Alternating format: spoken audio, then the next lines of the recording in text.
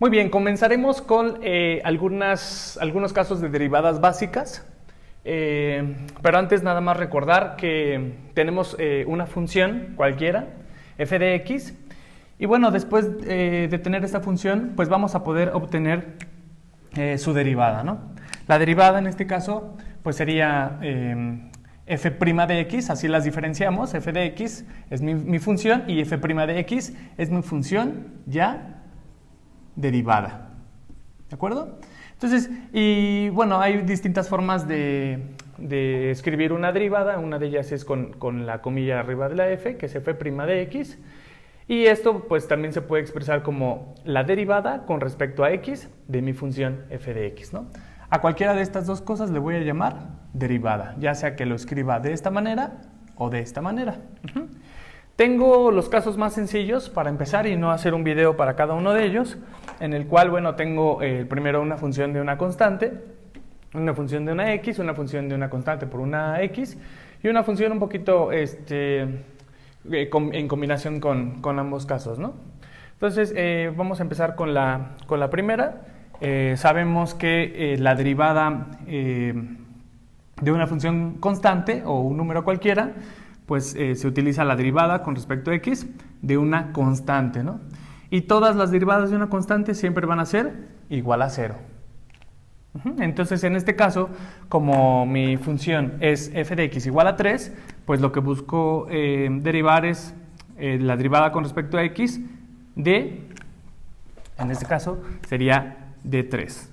Por fórmula, yo sé que cualquier constante, es decir, cualquier número que yo esté derivando, siempre va a ser igual a 0. Entonces, así yo tenga 3, ¿no? Si yo lo cambio el 3, en lugar de ser 3, sea 2, pues la derivada de 2, pues también va a ser 0, ¿no?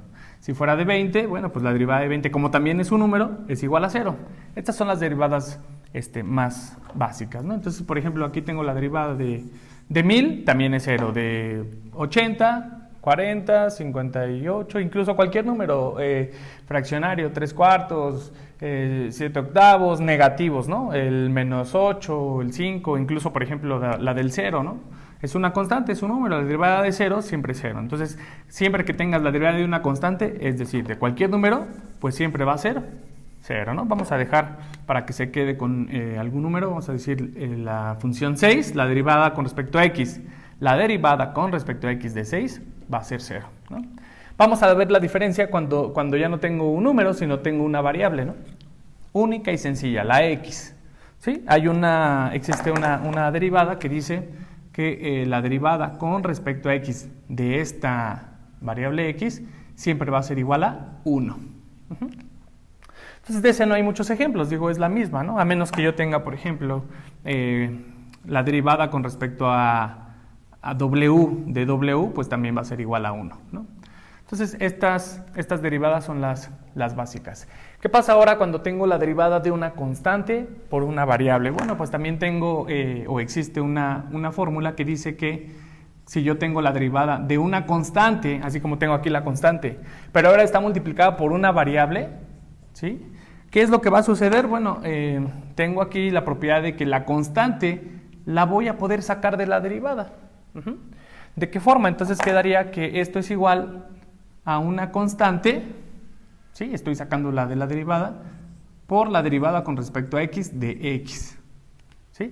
Pero esta derivada que tengo aquí, ¿sí? Ya la conozco, porque esta derivada es esta de aquí, ¿no? Que es igual a 1.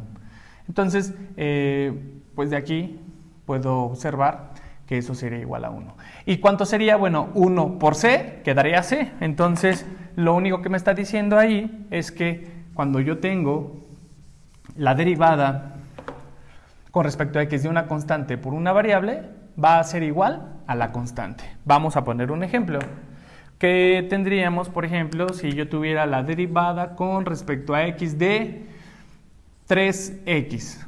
Por fórmula, entonces esto sería igual a 3. ¿Sí? Vamos a poner otro ejemplo. ¿Qué pasa si tengo la derivada con respecto a x de 8x?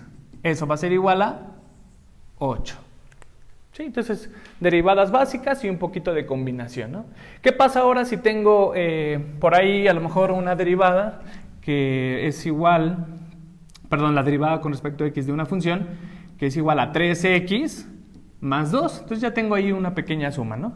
Después vamos a ver unas sumas un poquito más complejas, pero bueno, al final aquí es una combinación de esas dos o tres fórmulas que vimos por allá.